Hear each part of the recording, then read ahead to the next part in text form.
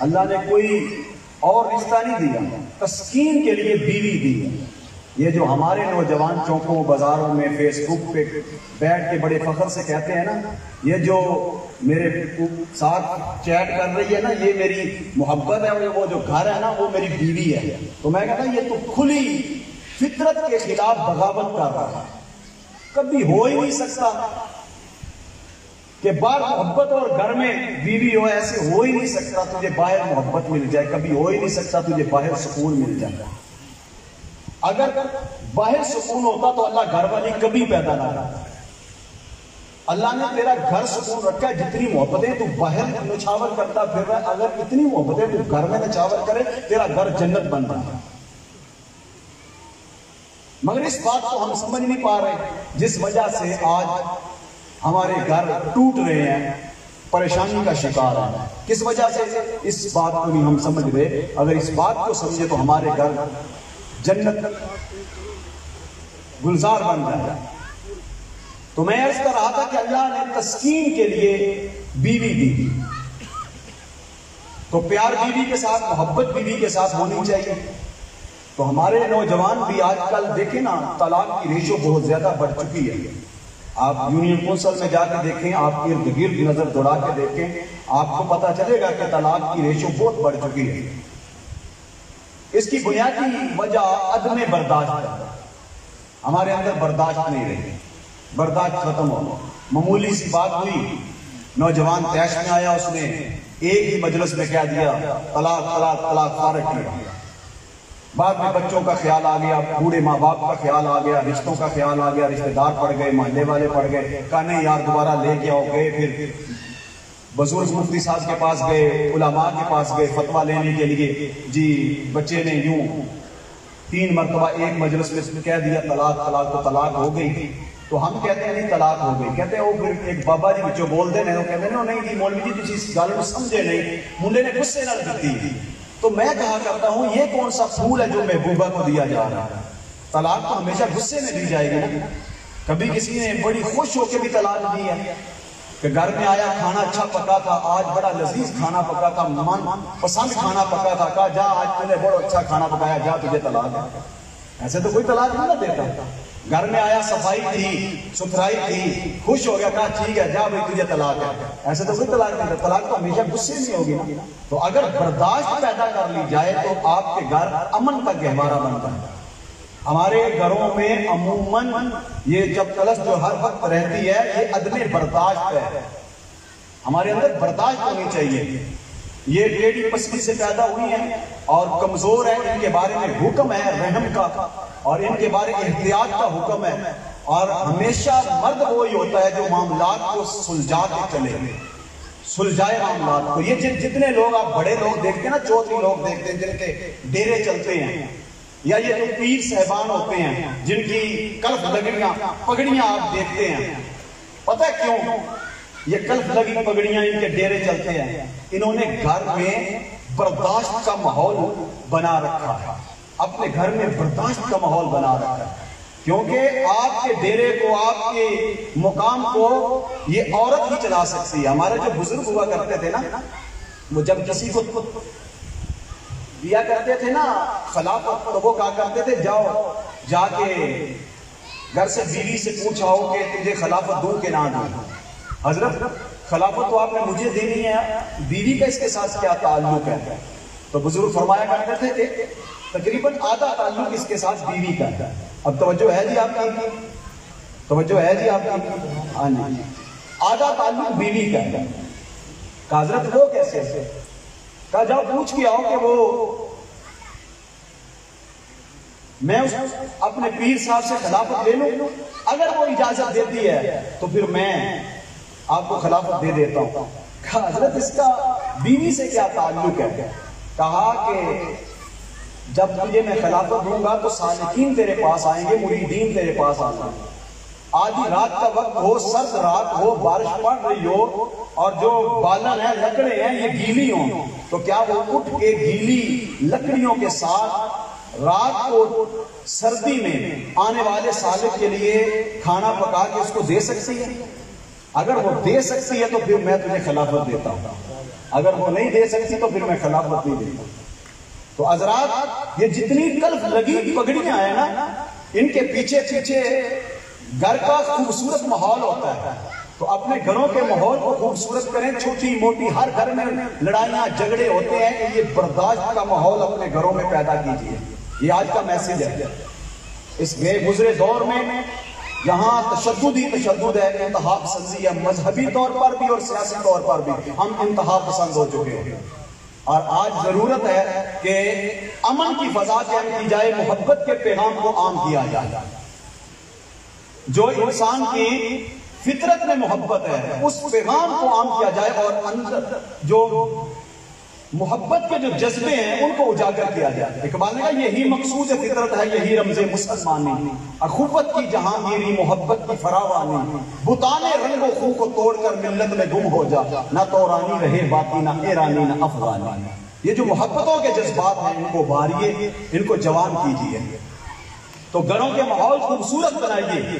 تو یہ ہر گھر میں چھوٹی موٹی لڑائیاں ہوتی ہیں، برداشت کیا کریں اور تاکہ گھر کا ماحول خوبصورت رہے. حضرت عمر فاروق رضی اللہ تعالیٰ عنہ کے گھر میں ایک آدمی اپنی بیوی کی شکایت لے کے آ گیا. آگے دروازہ کھٹکھٹایا نا تو اندر سے دونوں میاں بیوی کے لڑنے کی آواز آ رہی تھی. تو حضرت عمر فاروق رضی اللہ تعالیٰ عنہ باہر آنے لگے. تو اس بندے کو جب اندر سے میاں بیوی کے لڑنے کی آواز آئی تو وہ چلا گیا. کہنے لگا کہ میں بیوی کی شکایت لے کے آیا تو وہ تو اس کے گھر میں بھی لڑائی، حضرت عمر کے گھر میں بھی لڑائی ہو رہی ہے. وہ واپس چلا گیا. اتنے میں حضرت عمر فاروق باہر آ رہا. آپ نے فرمایا وہ بیلی کہاں جا رہا؟ کہ حضرت جس کام کے لیے آیا تھا وہ تو کام آپ کے گھر میں بھی ہو رہا ہے. کوٹھے اٹھتے چڑھ فریدا تے بیگ کر کر لگی آگ، ایتھے تو دکھی نہیں دکھی سارا جا جا. تو یہ ہر گھر کی کہانی ہے. تو یہاں پر اب صبر کے دامن کو نہیں چھوڑنا، صبر کے دامن کو نہیں چھوڑنا. یہ چھوٹے چھوٹے بچے، چلو بعض اوقات یہ ہوتا ہے کہ طلاق ہو جاتی ہے، مگر یہ دیکھیں طلاق ہو جاتی ہے تو بچوں کی زندگی تباہ ہو جاتی ہے. اگر وہ ماں کے پاس رہیں تو باپ کا پیار نہیں ملتا، اگر باپ کے پاس جائیں تو ماں کا پیار نہیں ملتا. تو ایک مکمل انسان کے لیے ماں کا پیار بھی ضروری ہے اور باپ کا پیار بھی ضروری ہے.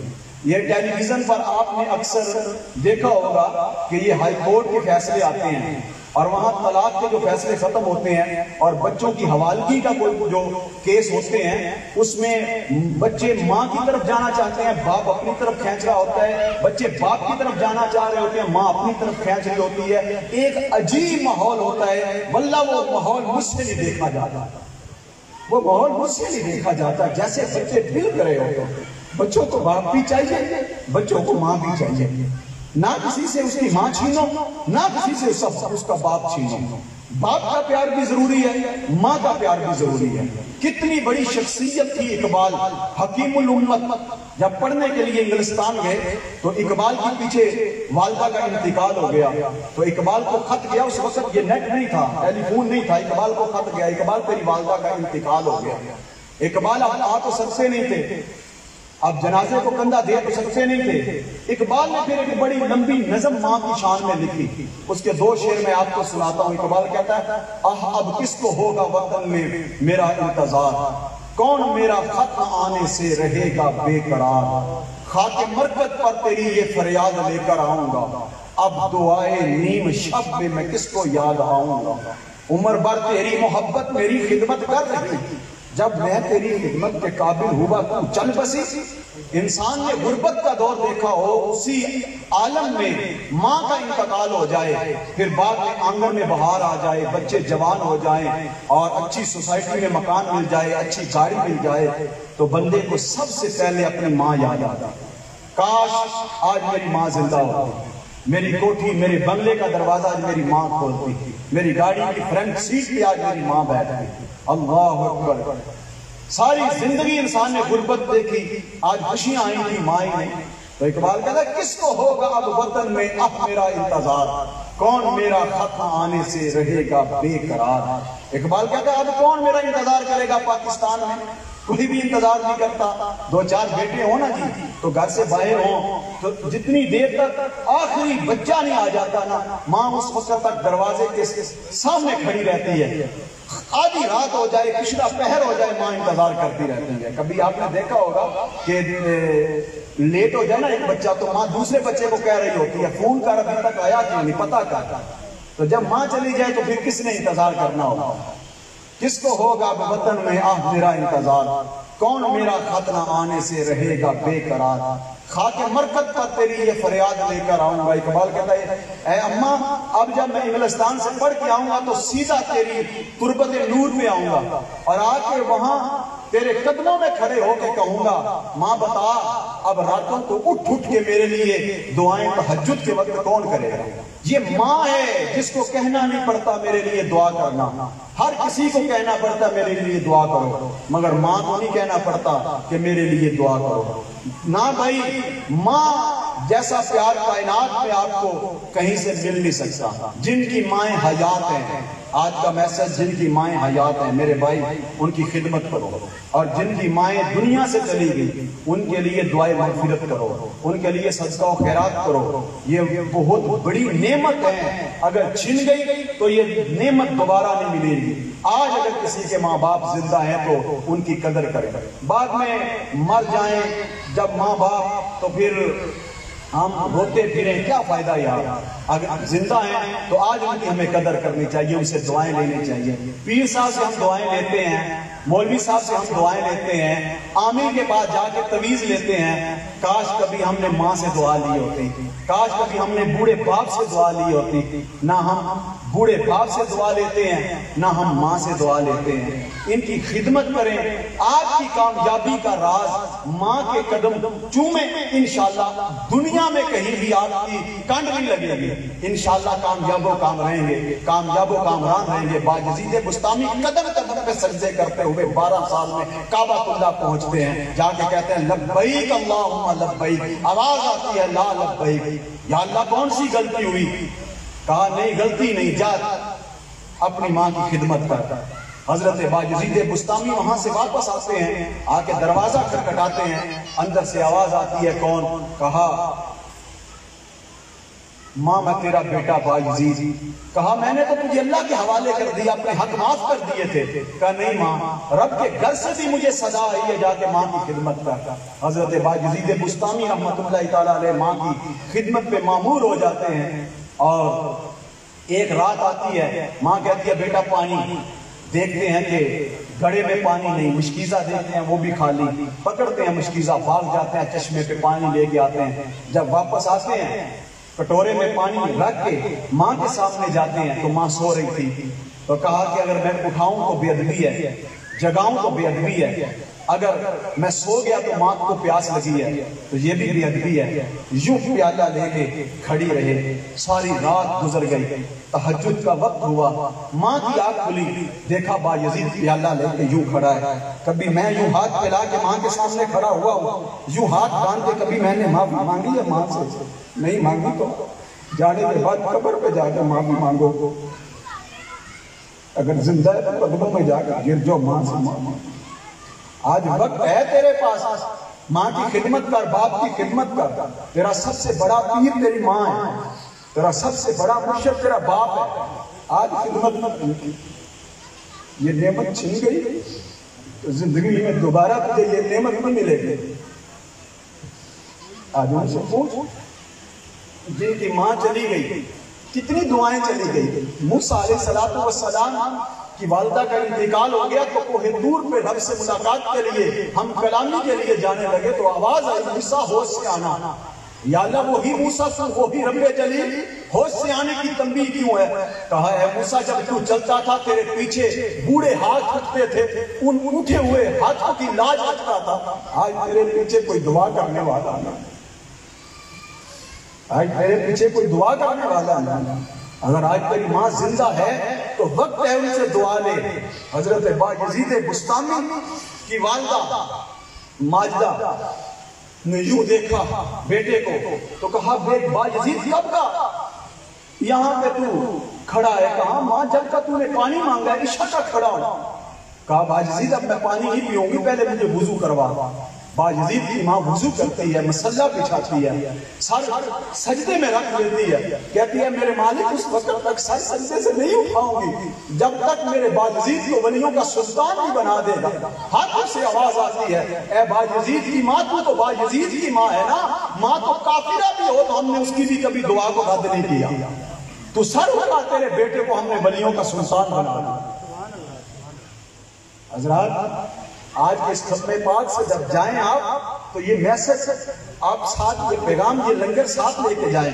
سنیو، صرف کھانے پینا ہی لنگر نہیں ہے، یہ بھی لنگر ہے، یہ بھی لنگر ہے۔ اس لنگر کو ساتھ لے کے جائیں، ماں باپ کی خدمت کریں۔ ماں باپ سے اگر کسی معاملے میں بھی الجھاؤ پیدا ہو گیا ہے تو نہیں وہ تیرے ماں باپ ہیں، تیرے حاکم ہیں۔ اگر وہ غلطی پہ بھی ہیں، تیرے ماں باپ ہیں، ان کی عزت اور ان کا احترام کر۔ نہ ماں کم ہے نہ باپ کم ہے۔ باپ کے جو جذبات ہیں نا، بعض اوقات ماں کی عظمت کو بہت بیان کیا جاتا ہے، باپ کی عظمت کو بیان نہیں کیا جاتا، پر یہ بات یاد رکھنا کہ باپ کی عظمت بھی کم نہیں ہے۔ ماں اگر جنت ہے تو جنت کا دروازہ باپ ہے۔ اگر ماں کے جذبات بہت ہے تو باپ کے جذبات بھی کم نہیں ہیں۔ انسان کو اس وقت تک پتہ ہی نہیں چلتا جب تک انسان باپ نہ بن جائے کہ باپ کے احساسات کیا ہوتے ہیں۔ جب بندہ باپ خود بنتا ہے نا، تب اس کو پتہ چلتا ہے کہ باپ کے احساسات کیا ہوتے ہیں۔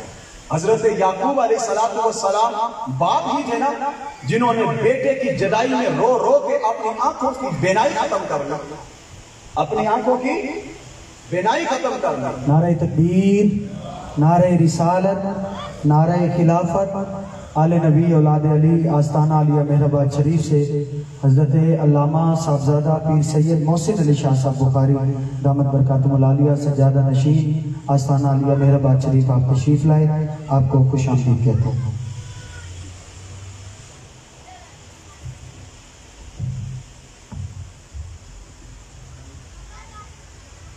ماشاءاللہ جی، اللہ تعالیٰ سادات کا سایہ ہم کو سلامت رکھے، اس آستانے کو آباد رکھے۔ میں عرض کر رہا تھا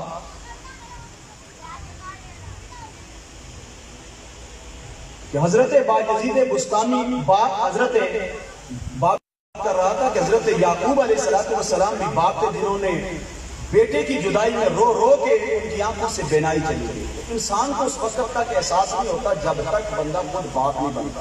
تو اس لیے باپ کے حوالے سے بھی محتاط رہے، ان کے احترام کو ہمیشہ لازم سمجھے، ماں کے احترام کو بھی لازم سمجھے۔ حضرت باجزید بستامی رحمۃ اللہ تعالیٰ علیہ جس مقام پہ پہنچے، ماں کی دعا تھی، تو میں پھر پیچھے پلٹتا ہوں، جو میں بات شروع کی تھی اس کو ختم کرتا ہوں، پھر میں اختتام کرتا ہوں۔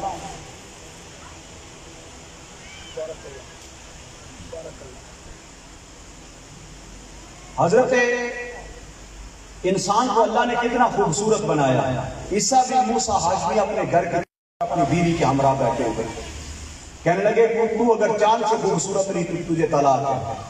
اس نے پردہ کر لیا، پردہ کر لیا۔ چلے مفتیوں کے پاس فتویٰ لے لیں، جس کے پاس جائیں وہی کہ طلاق ہو گئی۔ وقت کے خلیفہ کے پاس گئے، کہا کہ میرے لیے مفتیوں کا پینل بٹھائیں اور فتویٰ تحریر کریں، طلاق ہوئی ہے کہ نہیں۔ مفتیوں کا پینل بیٹھ گیا، فتویٰ تحریر ہو گیا، سب نے کہا کہ طلاق ہو گئی، کیونکہ چاند میں چمک دمک ہے، اس کا رنگ سانولا ہے، لہذا طلاق ہو گئی۔ توجہ فرمانا تھوڑی سی، بس میری تقریر ختم ہوگی، توجہ فرمانا تھوڑی سی۔ طلاق، سب مفتی کہنے لگے طلاق ہو گئی، تحریر لکھی گئی، فتویٰ لکھا گیا، سائن ہو رہے تھے، ایک طرف سے یوں سائن ہو رہے تھے کہ طلاق ہو گئی، فتوے پہ سائن کر دے سب مفتی، یوں ایک طرف سے سائن ہو گئی۔ جب اس طرف آئے گا تو ایک میرے اور آپ کے امام اعظم ابو حنیفہ رحمۃ اللہ تعالیٰ علیہ کے ایک شاگرد بیٹھے ہوئے، ان کے پاس آئے کہ حضرت اس پہ سائن کر دیں کہ طلاق ہو گئی۔ آپ نے فرمایا کہ میرے نزدیک طلاق نہیں ہوئی۔ کہا حضرت سب نے کہہ دیا طلاق ہو گئی، مگر آپ کہہ رہے ہیں طلاق نہیں ہوئی۔ کہا ہاں میرے نزدیک طلاق نہیں ہوئی۔ کہا حضرت نس سے ثابت کرے گا، نس کتی سے ثابت کرتا ہوں، پڑھیے قرآن، اللہ 4 قسمیں اٹھا کے کہہ رہا ہے، والتین والزیتون وطور سینین وہذا البلد الامین لقد خلقنا الانسان فی احسن تقویم۔ ہم نے انسان کو احسن تقویم پہ پیدا فرمایا، ہر لحاظ سے، ہر اعتبار سے، ہر نقطۂ نظر سے ہم نے حضرت انسان کو خوبصورت بنایا۔ ظاہر کے اعتبار سے بھی انسان خوبصورت ہے، باطن کے اعتبار سے بھی انسان خوبصورت ہے۔ ہم نے ظاہر میں بھی اپنے آپ کو تباہ اور برباد کیا، اپنی شکلوں کو بگاڑا ہوا ہے، اور باطن کے اعتبار پہ بھی ہم نے کتنی غلاظتیں اپنے سینے کے اندر جمع کی ہوئی، حسد، کینہ، بغض، اناد، تکبر، غرور، گمانڈ، فخر جیسے لعنتیں ہمارے اندر ہیں۔ میرے بھائی مصفح کیجئے اس سینے کو، پاکیزہ کیجئے اس دل کو، یہاں محبتوں کے ڈیرے، یہاں محبتوں کے ڈیرے ہیں، رب سچے کا یہ حجرہ ہے، دل دریا سمندروں ڈونگے تے کون دلاں دیاں جانے ہو، وچے بیڑے وچے چیڑے تے وچے بانج بہانے ہو، 14 طبق دلے دے اندر تمبو وانگو تانے ہو۔ تو حضرات اپنے ظاہر کو بھی ٹھیک کیجئے، یہ چہرے پر داڑھی شریف کا نور لے کے آئے، اپنے چہرے پہ داڑھی شریف رکھیں۔ حضور علیہ السلام کے چہرے پہ داڑھی تھی، کائنات کا سب سے خوبصورت چہرہ، اس چہرے پہ بھی داڑھی تھی۔ اگر خوبصورتی کم کرتی یہ داڑھی تو کبھی بھی اللہ اپنے محبوب کے چہرے پہ داڑھی نہ لے کے آتا۔ اگر یہ خوبصورتی پیدا کرتی ہے تو میرے محبوب کے چہرے پہ داڑھی اسی لیے تھی، کیونکہ اللہ جمیل و یحب الجمال، اللہ تعالیٰ خوبصورت ہے اور خوبصورتی کو پسند کرتا ہے۔ اپنی داڑھی شریف کا اہتمام کریں اور اپنے دل سے حسد، کینہ، بغض، اناد، تکبر، غرور، گمانڈ، فخر جیسے لعنتیں نکالیں، اپنے اندر عجز پیدا کریں، انکساری پیدا کریں، اپنے اندر جا کے اپنی خودی کو پہچانیں، اور جب آپ کی خودی کو، اپنی معرفت کو آپ پہچان لیں گے تو پھر رب سچے کے ساتھ ملاقات ہو جائے گی۔ من عرفہ نفسہ فقط عرفہ ربہ، رب رب کرتے بڈھے ہو گئے ملا پنڈت سارے، رب دا کھوج پورا نہ لبا، سجدے کر کر ہارے، رب تے تیرے اندر وستا وچ قرآن اشارے، بلے شاہ رب اونوں ملدا جڑا اپنے نفس نوں مارے۔ نہیں بولا نہیں فرمایا، یہ تھکے ہیں نا، میں وہ زیادہ دیر گفتگو بھی اگر آپ کے اعصاب پہ، وہ پچھلی گفتگو کا بھی اثر ظاہر ہو جائے گا نا، اس لیے میں نہیں چاہتا کہ آپ آئے ہیں، میں بھی اتنا 5 گھنٹے کا سفر طے کر کے آیا ہوں تو یہ گفتگو کی ہے اس کا بھی اثر چلا جائے، تو میں چاہتا ہوں کہ میری محنت جو ہے نا وہ رنگ لے آئے، کیونکہ یہ تقریر تھوڑی ہے یار۔ وہ اقبال نے کہا تھا کہ غریب شہر ہوں سن تو لے میری فریاد، وہ ہے نا وہ خطیب اس لیے تقریر کرتے ہیں کہ تقریر لگ جائے، ٹھیک ہے نا جی، تو ساڈا تو یہ مسئلہ ہی نہیں نا جی، تقریر لگے یا نہ لگے، اساں تے گل او کرنی ہے نا جی جڑی دین دی، اسلام دی، اللہ دے رسول دی، لگے یا نہ لگے، کسی نو پسند آوے یا نہ آوے، سانوں تے اس چیز نہ غرض کوئی نہیں تقریر لگی ہے کہ نہیں لگی۔ وہ اقبال نے کہا غریب شہر ہوں سن تو لے میری فریاد، کہ تیرے سینے میں بھی ہو قیامتیں آباد، میری نوائے غم آلود ہے متاع عزیز، جہاں میں عام نہیں دولت دل ناشاد، گلا ہے مجھ کو زمانے کی کور ذوقی سے، گلا ہے مجھ کو زمانے کی کور ذوقی سے۔ اقبال شعر پڑھ رہا تھا، کسی نے کہا واہ واہ واہ واہ، اقبال نے کہا حد ہو گیا، میں انقلاب لانا چاہتا ہوں، تم بھی واہ واہ کر رہے ہو میری دیروں کو، میں واہ واہ لینے کے لیے تھوڑی میں تقریر کر رہا ہوں، تو میں واہ واہ واہ کے لیے تقریر تھوڑی، میں بعض کا تقریر کر رہے ہو لوگ پیسے پھینکنے کے لیے آ جاتے ہیں، لوگ نعرے لگانے شروع کر رہے ہیں، یار یہ کیا ہے یار، یہ تو دوسرے طریقوں کا کام ہے نا، ہمارا کام تو نہیں ہے نا۔ ہمیں تو جس باپ نے اپنی گود میں کھلایا ہے، انہوں نے دین کی محبت ہمارے اندر اتاری ہے، اور اسی اسلام کی محبت کو لے کے ہم گلی گلی پھر رہے ہیں۔ ہمارا تو کوئی کسی قسم کا نظریہ سوچ ہی نہیں دنیاوی، ہم تو صرف یہ کہہ رہے ہیں کہ ایک پیغام جو افاقی پیغام ہے وہ لوگوں تک پہنچے، رب کے بندوں تک پیغام پہنچے، سر شروع ہو جائے، کل قیامت کو اپنے والد کے سامنے، اپنے رسول کے سامنے، اپنے محبوب کے سامنے شرمندہ نہ ہو۔ اقبال نے کہا تھا تو غنی از ہر دو عالم من فقیر، روز معاشر گزر ہائے من پذیر، گر تمی بینی حساب ناگزیر، از نگاہ مصطفیٰ پنہا بغیر۔ اے اللہ میرا حساب نہ لینا، اگر میرا حساب لینا ناگزیر ہوا تو کم از کم مصطفیٰ کے سامنے نہ لینا۔ میں کون سا منہ لے کے حضور کے پاس جاؤں گا؟ آج میں اور آپ دیکھیں ہم قابل ہیں کہ حضور کے سامنے جا سکے؟ قابل ہیں حضور کے سامنے جا سکے؟